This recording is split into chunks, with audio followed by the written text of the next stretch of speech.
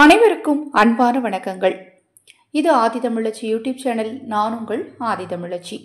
உங்கள் ஆசைகள் நிறைவேற ஒரு எளிமையான சூட்சம வார்த்தை, அதாவது ஸ்விட்ச் வேர்டு பற்றி இந்த பதிவில் பார்க்க இருக்கிறோம். ஸ்விட்ச் வேர்டு, இந்த வேர்டை பற்றி நான் நிறைய தடவை சொல்லியிருக்கேன். ஸ்விட்ச் வேர்டுங்கிறது என்னது? பிரபஞ்சத்திடம் இருந்து நல்ல ஆற்றல்களை நமக்கு பெற்றுக் கொடுக்க இடையே நமக்கு உதவி செய்யக்கூடிய ஒரு கருவி தான் ஸ்விட்ச் வேர்டு. எப்படி நம்ம மந்திரம் சொல்கிறோம், நம்ம சொல்லக்கூடிய மந்திரங்கள் காற்றோடு கலந்து இந்த பிரபஞ்சத்தோடு இணைந்து தெய்வ சக்தி நமக்கு கிடச்சி நம்ம தேவைகள் பூர்த்தி ஆகுது. எப்படி யாகம் வளர்க்குறோம், அக்னியில் வளர்க்கக்கூடிய அந்த யாகத்தில் புகை வெளியில் போய் புகை காற்றோடு கலந்து இந்த பிரபஞ்சத்தோடு இணைந்து நம்ம தேவையை பூர்த்தி செய்து கொடுக்குதோ, அதை போல தான் இந்த ஸ்விட்ச் word.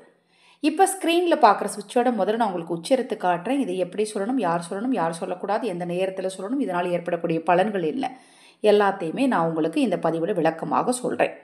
Together now divine, together now divine, together now divine, இதை மாதிரி சொல்லணும்.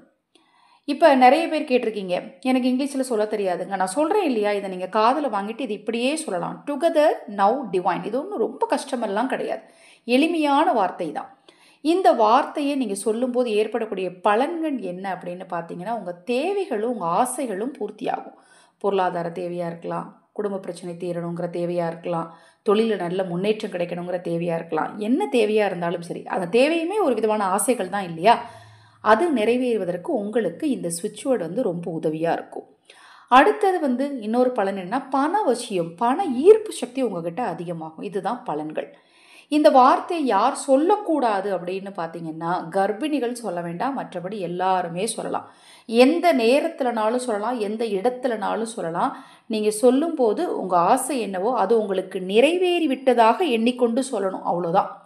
உங்களுக்கு என்ன ஆசை இருக்கோ அது உங்களுக்கு நிறைவேறிடுச்சு. உங்களுக்கு இப்போ ஃப்ளைட்டில் போகணுன்னு ஆசையா, நான் விமானத்தில் ரொம்ப ஜாலியாக சந்தோஷமாக போயிட்டு வந்துட்டேன் அப்படின்னு உங்களுக்கு நிறைவேறி விட்டதாக எண்ணிக்கொண்டு இந்த வார்த்தையை நீங்கள் சொன்னீங்க அப்படின்னா, நிச்சயமாகவே அந்த ஆசைகள் ரொம்ப சீக்கிரமாக நிறைவேறுவதற்கான சூழல் உங்களுக்கு உண்டாகும்.